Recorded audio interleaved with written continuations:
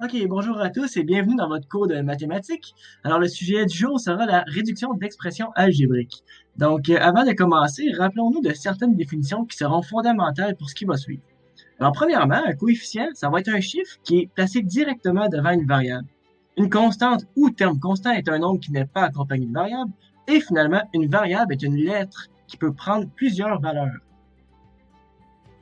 Mais comment déterminer si deux termes sont semblables?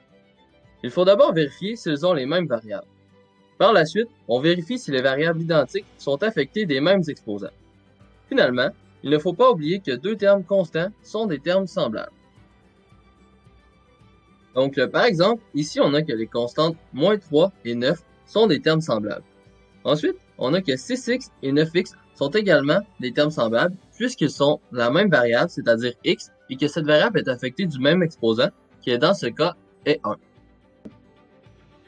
Donc, par le même raisonnement, on a que 4 fois x carré et x carré sont des termes semblables et que finalement, x fois y carré et 7 fois y carré fois x sont aussi des termes qui sont semblables.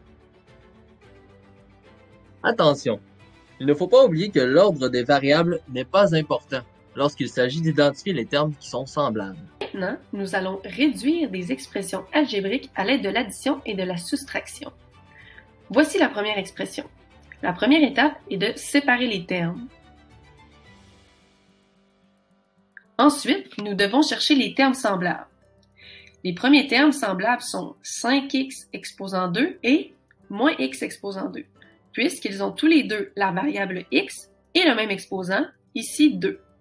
Ensuite, les autres termes semblables sont moins 3x et 9x, puisqu'ils ont la même variable, soit x encore, et le même exposant, ici 1.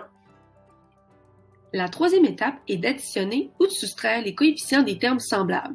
Ici, nous faisons 5 moins 1, ce qui donne 4. 4 quoi? 4x exposant 2. Puis nous faisons moins 3 plus 9, ce qui donne plus 6, donc 6x.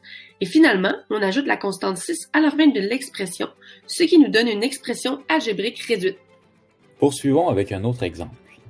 On doit ici commencer la simplification en soustrayant chaque terme présent dans la parenthèse. On aura alors moins 2x, moins 5x, plus 3.